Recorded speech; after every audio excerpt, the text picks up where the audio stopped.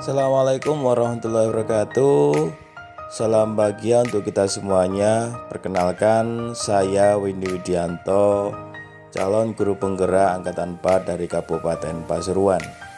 Izinkan saya untuk menyampaikan modul 1.4 tentang budaya positif dalam kegiatan yang ada di sekolah kami. Bapak Ibu yang kami hormati, apakah kita sudah tahu apa sih yang sebenarnya dicita-citakan oleh Ki Hajar Dewantoro? Ya, merdeka. Apakah kita tahu apa sih sebenarnya yang dimaksud dengan kata merdeka yang dicanangkan oleh Ki Hajar Dewantoro? Betul sekali, merdeka adalah bahagia. Jadi bahagia di sini yang dimaksud oleh Ki Hajar Dewantoro adalah merdeka secara belajar. Merdeka ketika pembelajaran kita sudah berpihak kepada murid apa bukan.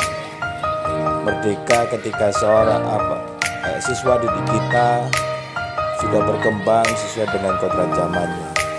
Jadi tugas kita sebagai guru sebagai penuntun buat mereka, bukan sebagai penentu kehidupan mereka.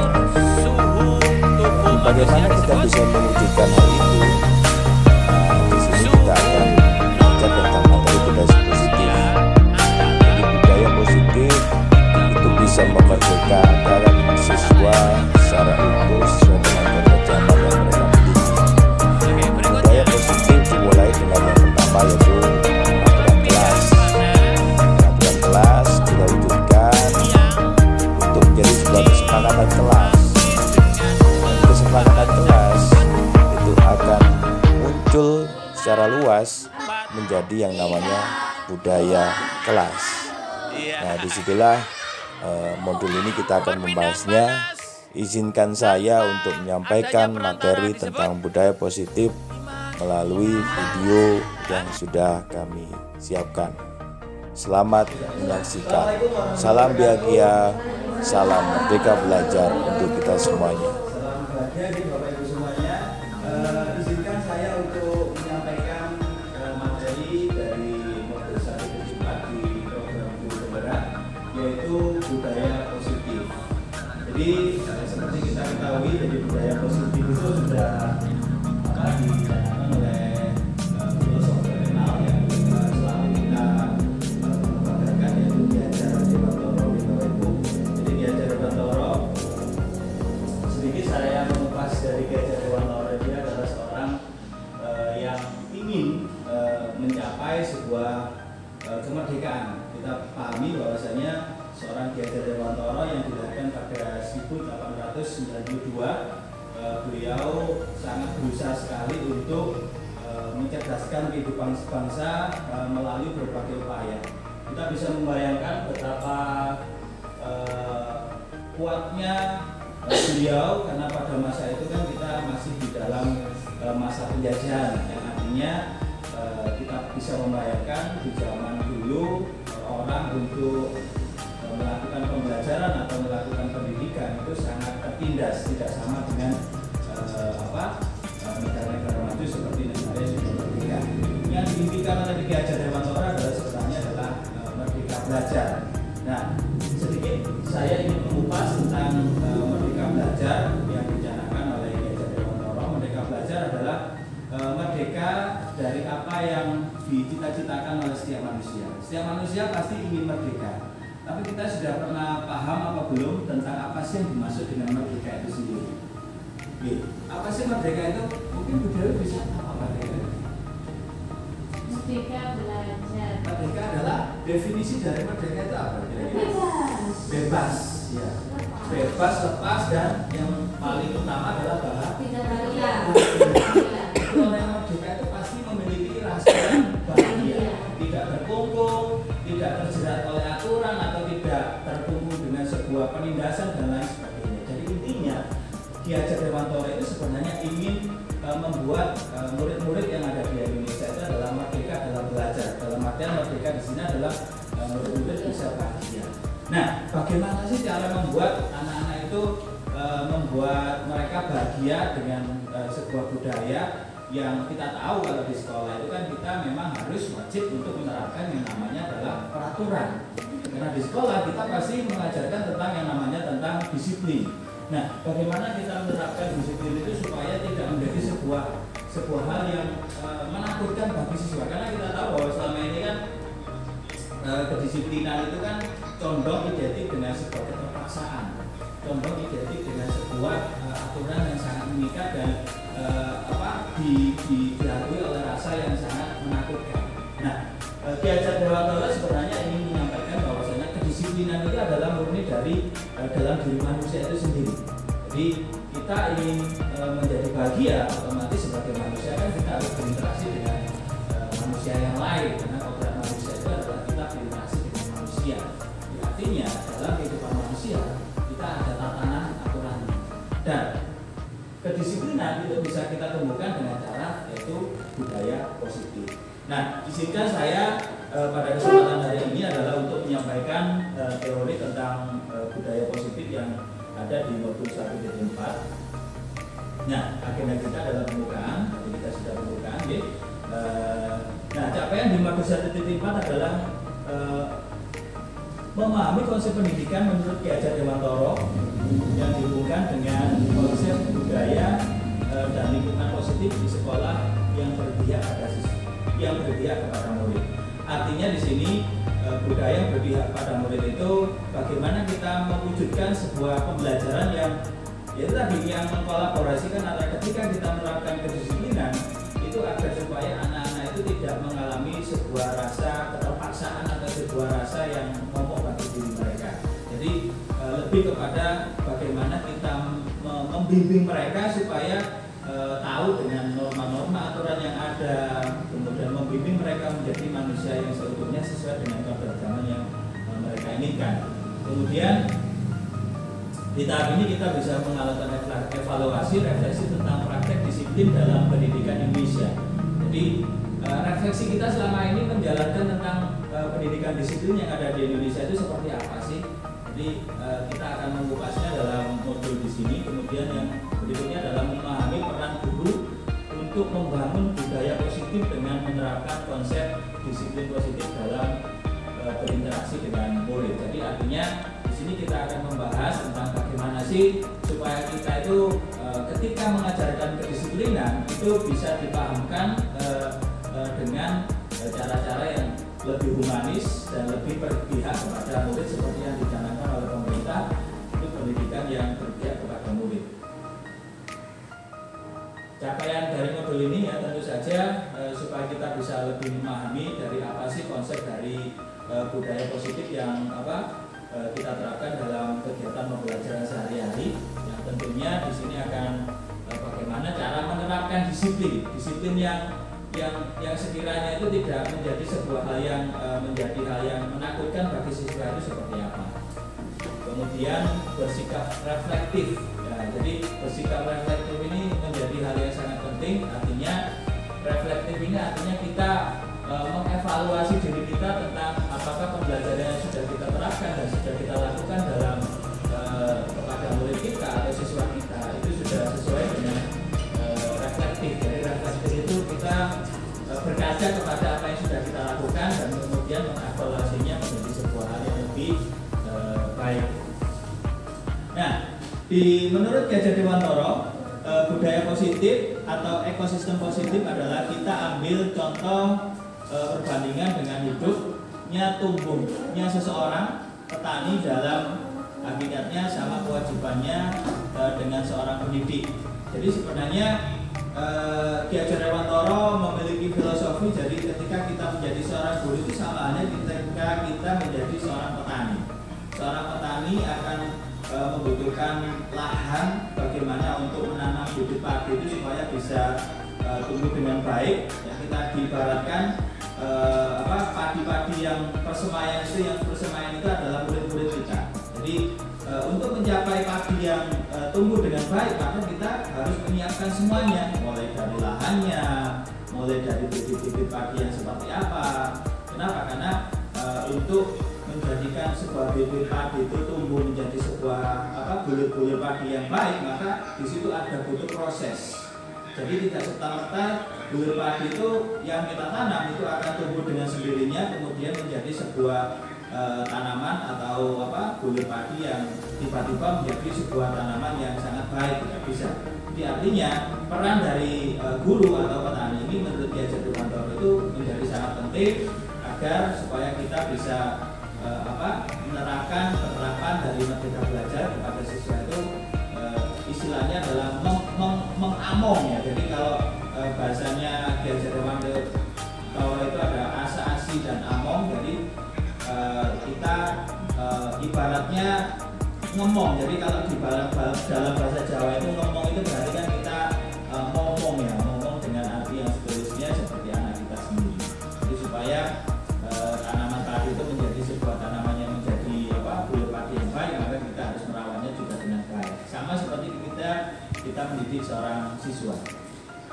Kemudian kita sampai di eksplorasi konsep Bapak Ibu. Jadi perubahan paradigma atau stimulus respon lawan teori kontrol. Jadi kita akan memahami jadi apa sih yang dimaksud dengan paradigma stimulus dan respon teori kontrol. Kemudian arti disiplin, tidak motivasi perilaku manusia. Kemudian keyakinan kelas, dukungan dan penghargaan. Jadi keyakinan kelas ini adalah merupakan sebuah hal yang mutlak harus kita sepakati bersama. Jadi kalau misalkan kita sudah melaksanakan keyakinan kelas, kesepakatan kelas ya, jadi paling tidak itu membuat kesadaran siswa-siswa kita untuk menjalankan apa yang sudah kita sepakati bersama di dalam kelas. Jadi sifatnya hampir sama seperti kalau kita biasanya itu membuat fakta integritas, kemudian tapi kalau fakta integritas itu kan sifatnya kan kita yang membuat, siswa yang melaksanakan. Tapi kalau di sini kita keyakinan kelas itu kita yakini, kita karang bersama-sama, kita sepakati bersama-sama, kemudian kita laksanakan secara bersama-sama. Kemudian di sini ada juga materi tentang posisi kontrol dan segitiga restitusi. Perubahan paradigma dari Bapak Ibu, kegiatan kemalan tangan. Jadi ini mungkin langsung saja kita skip ya.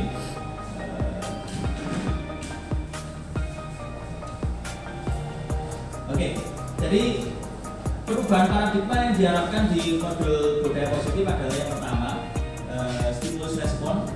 Jadi selama ini kan kita mencoba mengubah orang agar berpandangan sama dengan kita. Jadi seperti kita menghadapi siswa kita kan kita ingin, oh kamu harus baik, kamu harus seperti ini. Nah itu adalah disebut sebagai stimulus respon. Nah yang diharapkan itu adalah teori kontrol. Ya, teori kontrol itu tidak sama karena di sini kita berusaha untuk memahami pandangan orang lain tentang dunia. Jadi misalkan ketika si A melihat bahwasanya melihat sesuatu itu tidak sama dari satu sisi saja. Artinya melihat sesuatu itu kita harus berpandangan dari banyak sisi. Nah itu yang disebut dengan teori kontrol. Kemudian ada perilaku buruk dilihat sebagai suatu kesalahan. Nah ini yang biasa sering kita pahami ya. Jadi ini disebut sebagai stimulus respon. Tapi yang kita harapkan di sini semua perilaku memiliki tujuan. Jadi apapun perilaku dari anak itu pasti ada tujuannya.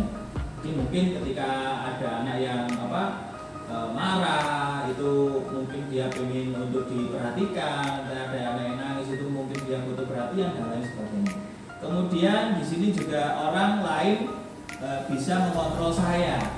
Tapi di sini di teori kontrol itu Anda tidak bisa mengontrol orang lain. Artinya kita tidak bisa mengontrol orang lain. Maksudnya adalah kita harus menumbuhkan kesadaran itu dari dalam diri hati orang itu sendiri.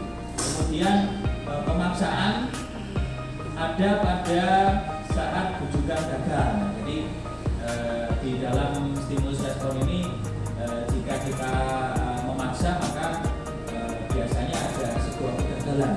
Kemudian kalau teori kontrol itu ada kolaborasi, jadi kolaborasi dan konsensus menciptakan pilihan-pilihan baru. Artinya konsensus di sini harus kita rancang antara kita dengan siswa didik kita sendiri. Kemudian apakah makna disiplin? Nah ini yang menjadi penting Bapak Ibu yang kita pelajari di modul modul ini.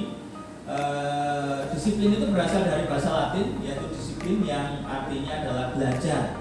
Jadi disiplin itu sebenarnya belajar. Makna asal dari kata berkonotasi dengan disiplin diri dari murid-murid yang mulai Sokrates atau Plato ya. Kemudian disiplin diri membuat orang menggali potensi menuju sebuah tujuan apa yang dia hargai. Kemudian di sini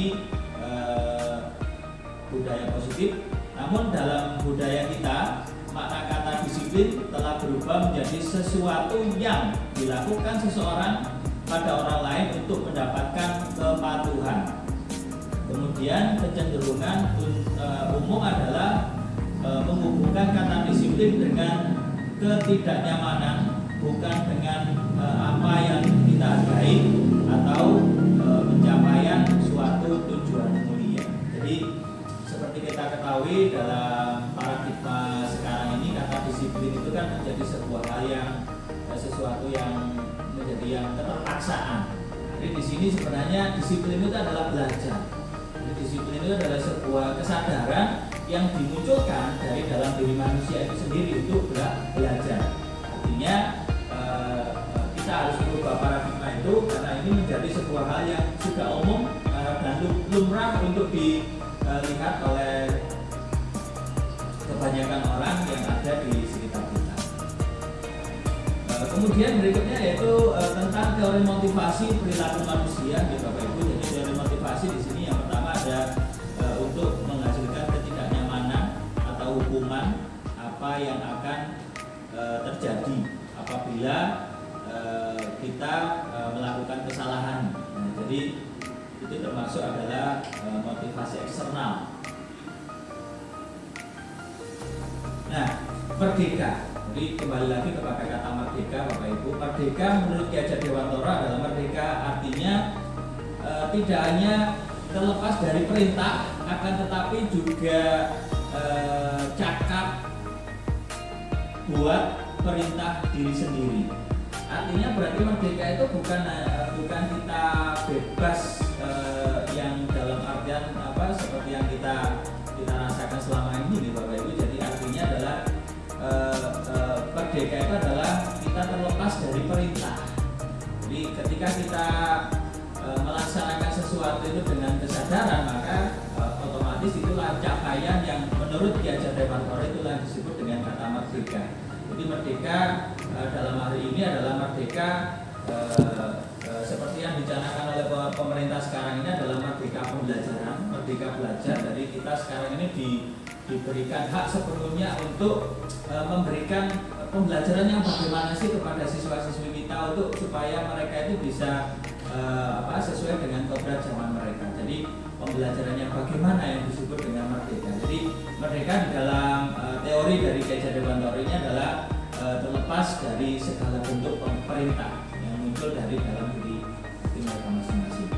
Nah, berikutnya yaitu di sini ada sebuah konsep yang harus kita pahami betul. Yang pertama yaitu kita ada di sebuah lingkaran besar yang namanya berupa budaya positif. Jadi budaya positif itu tidak akan bisa terbentuk kalau kita tidak memiliki sebuah lingkungan yang positif. Jadi lingkungan itu juga menjadi penting agar budaya positif ini menjadi sebuah keyakinan kelas. Jadi awal mulanya adalah sebuah keyakinan kelas. Itu harus kita sepakati bersama-sama dengan murid-murid kita. Jadi keyakinan kelas itu paling tidak biasanya kalau kita ini berdasarkan apa yang sudah saya praktekkan di kelas. Jadi keyakinan kelas itu tidak bisa serta-merta kita buat sendiri, tapi harus ada yang pertama yaitu inti dari hal itu adalah peraturan kelas. Jadi paling tidak kita harus membuat konsep peraturan kelas terlebih dahulu. Kita sampaikan poin-poinnya seperti ini. Misalkan contoh setiap siswa harus berbicara sopan kepada gurunya. Kemudian sepakat apa tidak? Nah, itu kita sampaikan betul kepada anak-anak. Kemudian kita tulis dengan secara bersama-sama dengan berkelompok. Nah, kemudian berikutnya misalkan saya contohkan setiap siswa harus mengerjakan tugas dengan baik.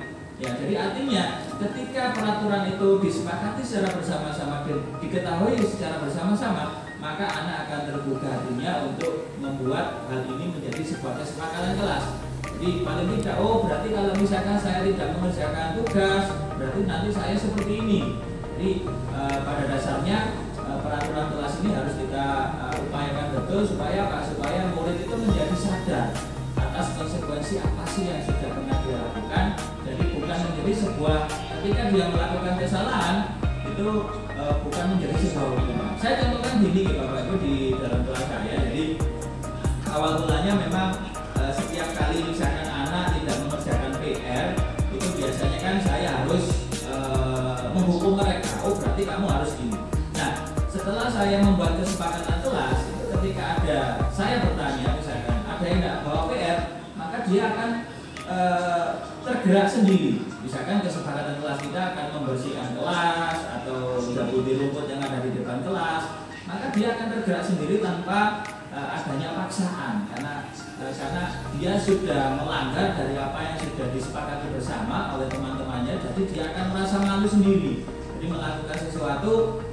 Dan disitulah yang disebut oleh Ki Hajar Dewantara dalam merdeka untuk belajar. Jadi merdeka di sini mereka melakukan sesuatu atas apa yang mereka lakukan itu atas dari konsekuensi dari perbuatan yang telah mereka lakukan. Nah, kemudian di sini kita akan belajar tentang keyakinan kelas Bapak Ibu. Apa sih yang dimaksud keyakinan kelas, kemudian hukuman dan penghargaan. Jadi mengapa tidak peraturan saja, mengapa harus keyakinan kelas. Jadi mengapa kita memiliki peraturan harus menggunakan helm bila mengendarai kendaraan roda 2. Nah, mengapa kita memiliki peraturan 3M, menggunakan masker, mencuci tangan, menjaga jarak 1,5 meter.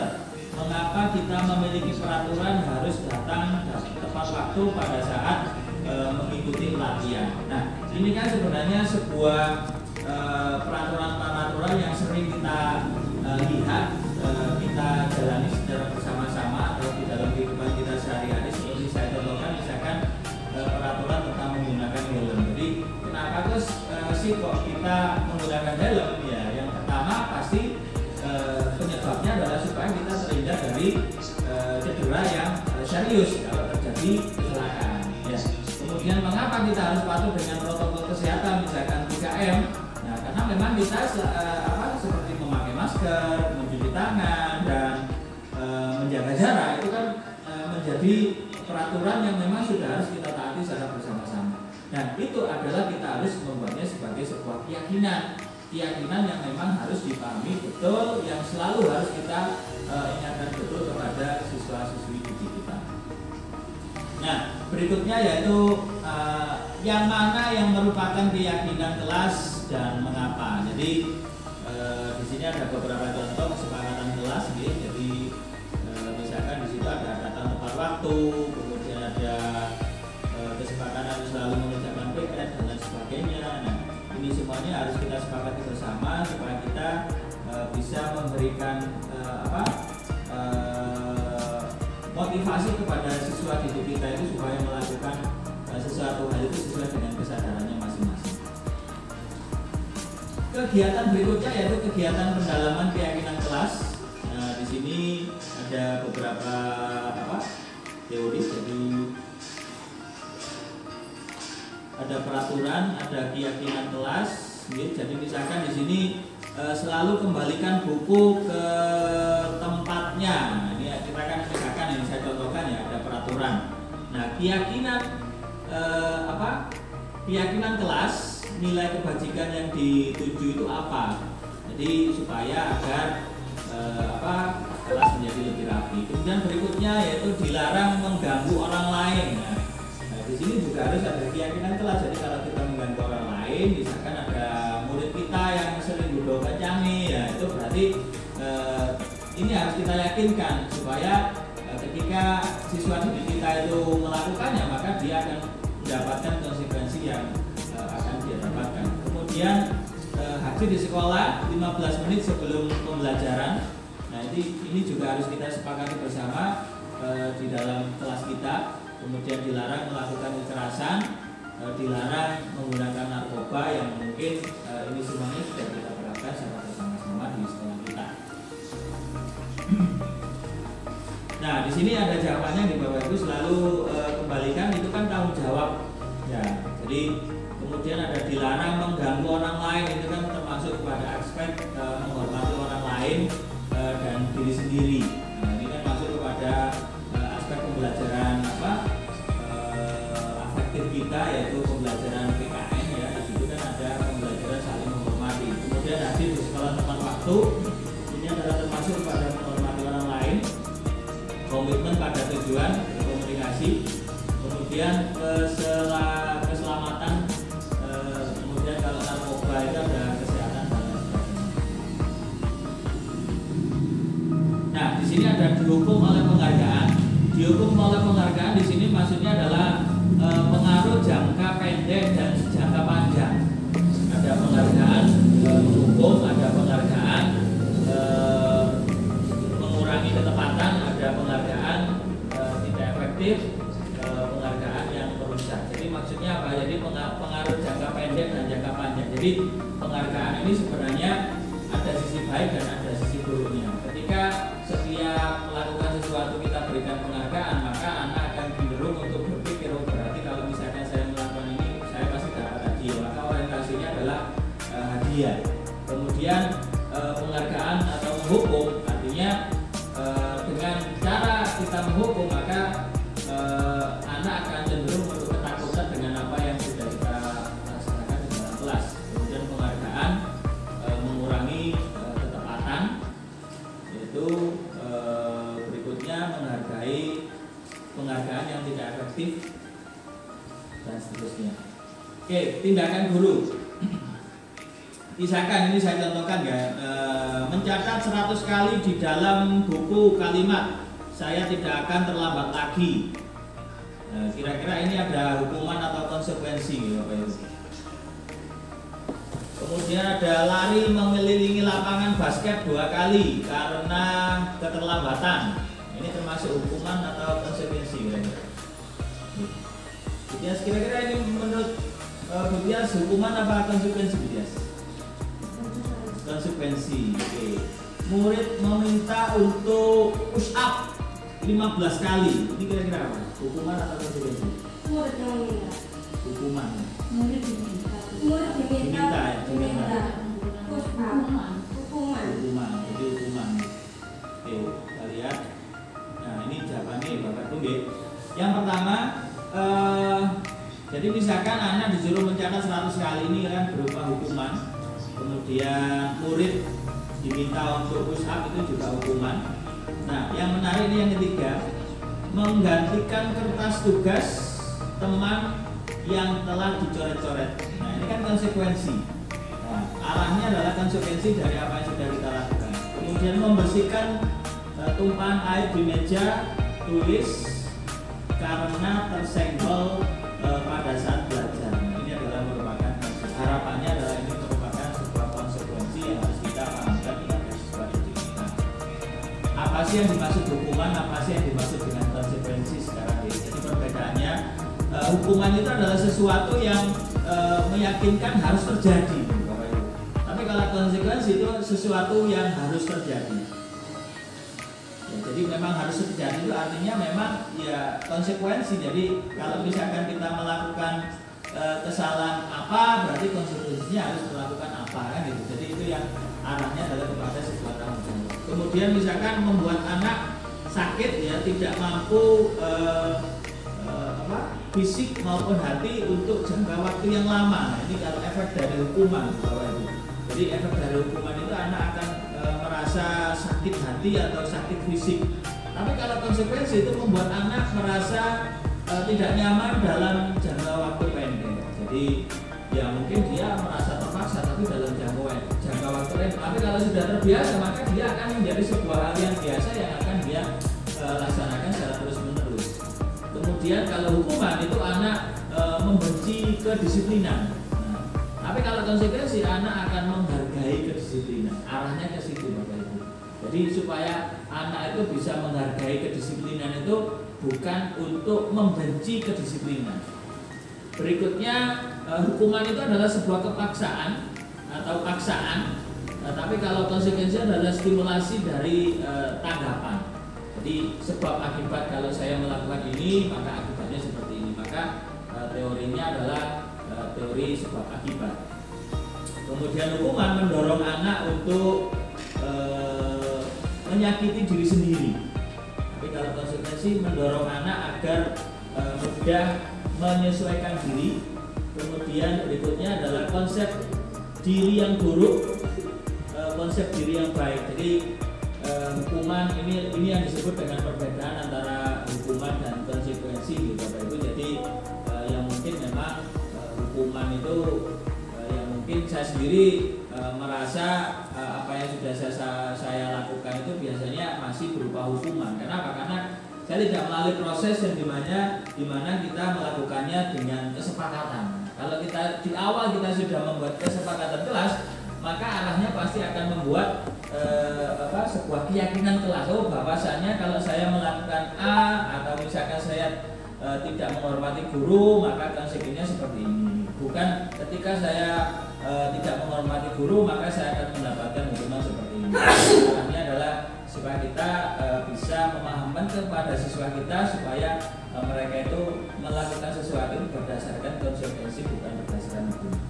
Nah, ini adalah kebutuhan dasar manusia. Yang pertama adalah cinta dengan kasih sayang,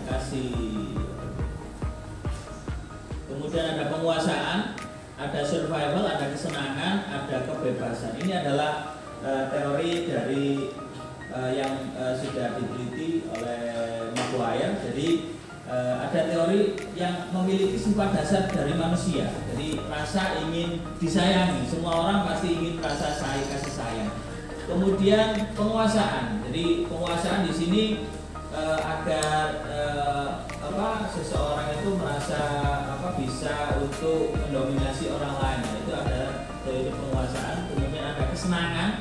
Jadi setiap orang pasti memiliki rasa sifat dasar yaitu kesenangan. Jadi dan kesenangan itu dibagi menjadi beberapa macam. Kemudian ada kebebasan. Nah, ini yang sering kita pahamkan bahwasanya merdeka belajar itu adalah merupakan sifat lahiriah dari seorang manusia yang ingin untuk bahagia.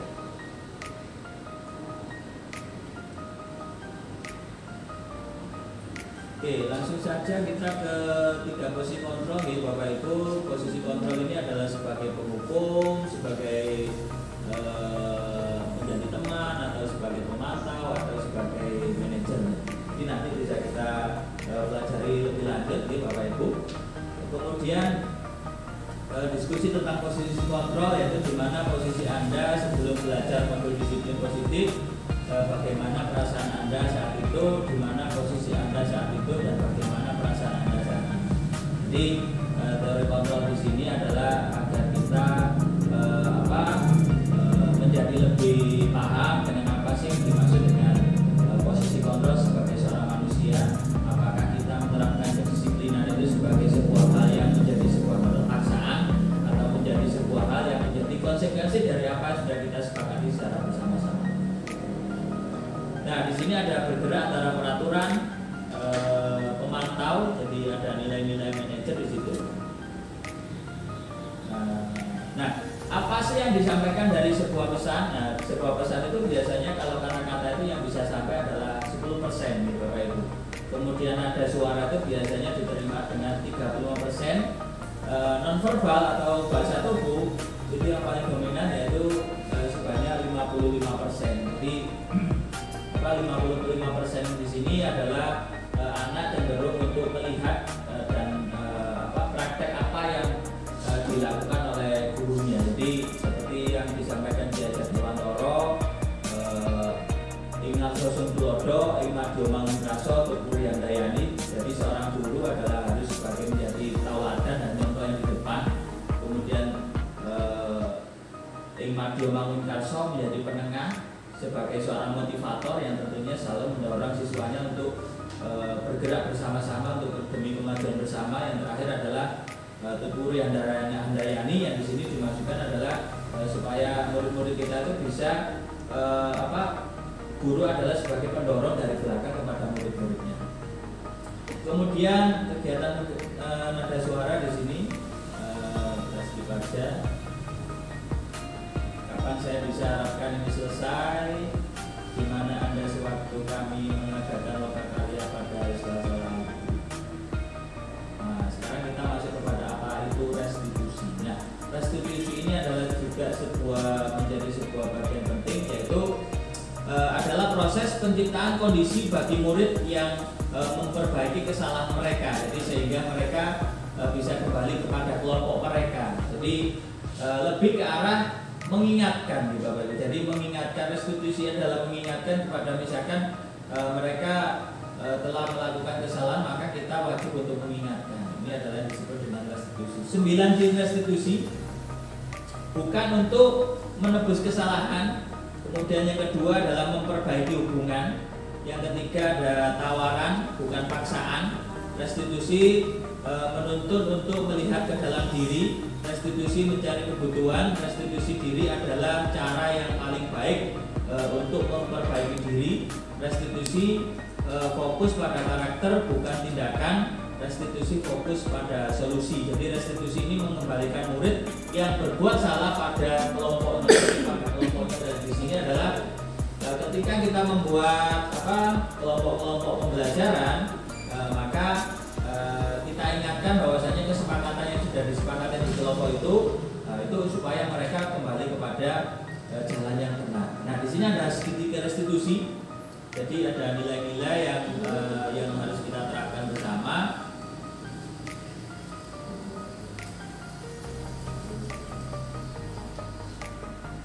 Kemudian Bapak Ibu untuk membuat murid yang merasa gagal karena berbuat salah menjadi positif terhadap dirinya. Guru berkata berbuat salah itu hal yang manusiawi. Tidak ada manusia yang sempurna. Bapak Ibu juga buat salah. Kita pasti bisa menyelesaikan permasalahan ini.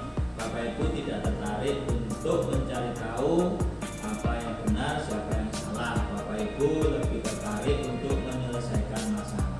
Jadi artinya budaya seperti ini harus harus kita upayakan betul kepada siswa didik kita supaya kita tidak berusaha untuk mencari kesalahan. Jadi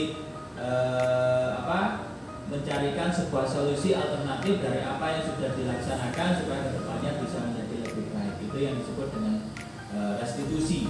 Jadi lebih cenderung kepada guru untuk lebih mengingatkan, karena tujuan kita di sini sebagai seorang guru adalah memang sebagai penuntun. Jadi penuntun menurut Ki Hajar Dewantara di sini adalah supaya siswa-siswi didik kita itu supaya lebih mengerti kepada sesuatu hal yang memang pada dasarnya adalah menjadi kodrat dari mereka. Jadi mereka bisa tumbuh dan berkembang sesuai dengan roda zaman yang telah berputar seperti sekarang ini. Kemudian berikutnya murid melihat kesalahan hanya dihubungkan dengan nilai-nilai kebajikan. Jadi di sini artinya sesuatu hal itu kan pasti ada maksud dan tujuan. Jadi tidak serta-merta kita melakukan kesalahan itu maka divonis selalu bersalah. Pasti ada maksud dan tujuannya masing-masing.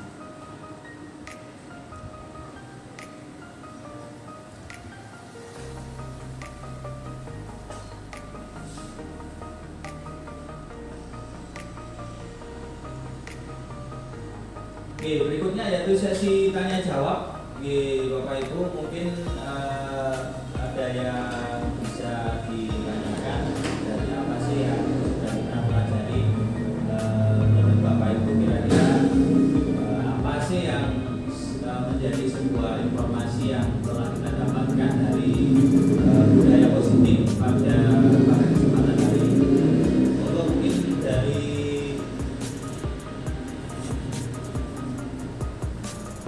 Dewi mungkin ada pertanyaan? Oh iya, sudah dijelaskan. Konsekuensi dan tanggung jawab tadi untuk konsekuensi itu hal yang akan dilakukan, hal yang sudah dilakukan oleh murid itu tadi, sehingga dia akan mengetahui apa kewajibannya, apa kesalahannya, bukan kesalahan, apa yang telah dia berbuat mungkin belum tepat, seperti itu. Iya. konsekuensi dan hukuman itu berbeda nih. Jadi kalau konsekuensi itu kan berarti kita ketika si anak melakukan kesalahan itu kan berarti harus kita sampaikan konsekuensinya seperti apa. Maka memang keyakinan kelas itu harus kita pahamkan di awal. Jadi keyakinan kelas itu harus kita buat secara bersama-sama supaya dalam hal ini supaya menjadi sebuah kesepakatan. Jadi kesepakatan yang artinya menjadi misalkan si A telah melakukan kesalahan, misalkan tidak mengerjakan PR ya, maka konsekuensinya apa? Nah, itu harus kita sepakati bersama di awal. Jadi paling tidak misalkan gini, oh kalau misalkan saya tidak mengerjakan PR, maka konsekuensinya harus bergeroko di luar. Kalau misalkan saya menumpahkan mengganggu teman saya atau maka saya ada di sudut depan untuk berdiam diri. Nah, harus ada konsekuensi. Jadi disampaikan di awal. Atau kalau yang lebih baik adalah kita tulis di depan. Jadi mungkin dengan banner itu supaya kita bisa tinggal enak mengingatkan aja. Jadi misalkan, nah ini kesepakatan kelas kita seperti ini. Nah, kalau misalkan ada siswa yang melakukan kesalahan, kita tinggal menunjukkan sambil kalau di kelas 1 mungkin kita belajar untuk membaca di situ dengan tulisan yang besar. Nah, kalau mereka sudah paham, memang untuk siswa kelas 1 kan memang pemahamannya kan agak sedikit ekstra nih, karena yang notabene dari awal dari inputnya itu berasal dari siswa TK yang memang belum bisa baca tulis dan berhitung. Maka ya hampir sama seperti lebih kepada effort untuk mengajarkan tentang sikap. Jadi paling tidak kalau misalkan melakukan kesalahan gitu harus kita sampaikan secara verbal, jadi secara lisan. Tapi kedepannya mungkin juga lebih efektif juga sambil kita menuangkannya dalam sebuah karya, jadi supaya anak-anak itu bisa paling tidak, oh kalau saya membuat kesalahan ini, ya itu kalau misalkan di siswa kelas 3, 4, 5 itu kan mungkin ditempel di dinding papan itu juga lebih efektif. Jadi artinya apa? Menghindari kita untuk menghukum. Jadi kalau menghukum itu kan anak tidak tahu, kamu tidak mengerjakan PR, terus kamu nah, itu kan berarti hukuman. Tapi kalau kita tuliskan di papan, ya konsekuensinya seperti apa, Mak? Itu yang disebut dengan konsekuensi. Jadi artinya setiap anak itu akan berpikir kalau misalkan ada kita melakukan kesalahan, nah itu konsekuensinya seperti apa. Jadi paling tidak ini juga harus kita terapkan memang dalam sebelum pembelajaran, sebelum ketika kita melaksanakan kegiatan di awal pelajaran yang mungkin yang memang harus kita pahamkan kepada siswa didik kita supaya mereka itu lebih paham dengan kalau saya melakukan kesalahan maka konsekuensinya seperti ini, bukan sebagai oh saya nanti dihukum. Kayak misalkan selama ini kan kalau misalkan kan takut dihukum gitu. Sama seperti siswa didik saya kalau dada saya itu kan wah ini kan seperti itu. Jadi lebih kepada sebagai kesepakatan kelas. Jadi saya juga berusaha untuk meyakinkan kepada murid-murid saya supaya supaya melakukan sesuatu itu pasti ada konsekuensinya. Jadi kalau misalkan saya melakukan tidak mengerjakan PR, maka konsekuensinya apa? Jadi kalau misalkan itu terus-terusan kan maka dia diketahui orang banyak, maka dia akan merasa malu sendiri, kemudian konsekuensinya seperti apa. Nah, jadi itu supaya kita menumbuhkan jiwa pemahaman kepada siswa didik kita supaya lebih sadar bahwasanya melakukan kesalahan itu maka pasti akan ada konsekuensinya. Contohnya misalkan nanti dicontohkan misalkan kita tidak memakai helm, otomatis kalau tidak memakai helm kan konsekuensinya pasti ditilang polisi kan seperti itu. Jadi maka kita dari awal harus menanamkan betul apa sih yang dimaksud dengan keyakinan kelas. Berarti kalau seumpama membuat suatu tulisan di dinding, enaknya judulnya Kesepakatan kelas, bukan konsekuensi untuk kesepakatan kelas di Berarti itu melatih siswanya untuk bertanggung jawab nih intinya. melatih siswa bertanggung Tanggung jawab. jawab. Jadi paling tidak kalau mereka sudah tahu, oh saya misalkan melanggar apa gitu, konsekuensinya seperti apa, maka dia akan lebih sesuatu iya termasuk kedisiplinan. Karena selama ini kan memang kedisiplinan itu seringkali sesuatu hal yang menjadi hal yang sangat momok dan menjadi hal yang sangat menakutkan bagi siswa kita. Jadi arahnya di Merdeka Belajar ini adalah supaya kita mengajarkan kedisiplinan itu supaya lebih kepada humanis, ya lebih kepada ya merdeka itu tadi. Jadi merdeka itu pada intinya kan bahagia. Jadi tujuan kita belajar adalah supaya bahagia. Makanya pemerintah sekarang sedang menggencarkan yang namanya Merdeka Belajar melalui berbagai macam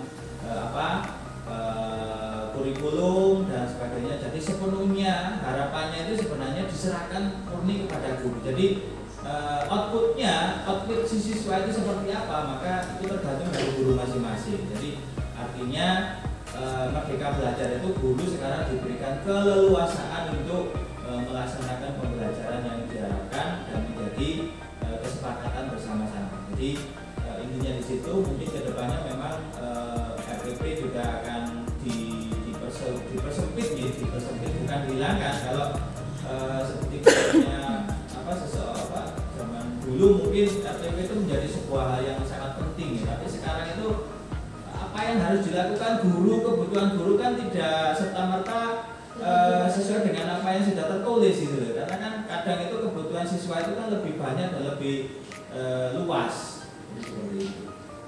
Saya kira mungkin di situ ya Bapak Ibu. Terima kasih. Bro. Saya ada pertanyaan banget tapi di sana ini kan tugas-tugas anak tadi ya seperti yang dibicarakan tadi, kedisiplinan dalam melaksanakan tugas. Bagaimana seandainya waktu guru kelas itu menghadapi anak yang sikap tidak sesuai selayaknya. Maksudnya ada anak yang mungkin ya maaf, mungkin kasar bahasa saya, anak yang kurang ajar gitu dalam melakukan sesuatu di seseorang atau gimana. Sikap untuk menghadapi itu, apa guru itu langsung memberi peraturan atau bagaimana? Jadi memang itu menjadi sebuah paradigma yang sangat sulit memang di Bapak Ibu di siswa kita yang pasti kita hadapi betul ya. Jadi memang ketika kita mengajarkan attitude sopan santun yang benar-benar kita berusaha sekeras mungkin ya di sekolah ya. Tapi ketika mereka hidup di luar sana mereka dikenalkan dengan istilah bahasanya bahasa kasar. Dari orang tua sendiri itu mereka sudah terbiasa seperti itu. Nah maka dari itu memang ini tugas kita yang sangat yang penting paling tidak kita ngobrol. Jadi kita buat kesepakatan dulu di kelas. Jadi yang paling tidak itu kalau misalkan dia melakukan kesalahan itu dan berulang-ulang dan konsekuensinya terus dia lakukan berulang-ulang, maka dia lambat laun juga akan sadar gitu. Jadi mungkin misalkan salah satu konsekuensinya misalkan ketika dia melakukan berbicara kasar, misalkan kita kujitkan dia, kita suruh maju ke depan atau kita suruh ke satu tempat. Artinya apa? Ada sebuah konsekuensi dari apa yang sudah dia lakukan. Yang paling tidak ya tergantung panjenengannya yang sifatnya itu mendidik ya seperti apa. Yang paling tidak itu membuat dia merasa malu dan izin kepada teman-temannya kalau dia melakukan kesalahan itu.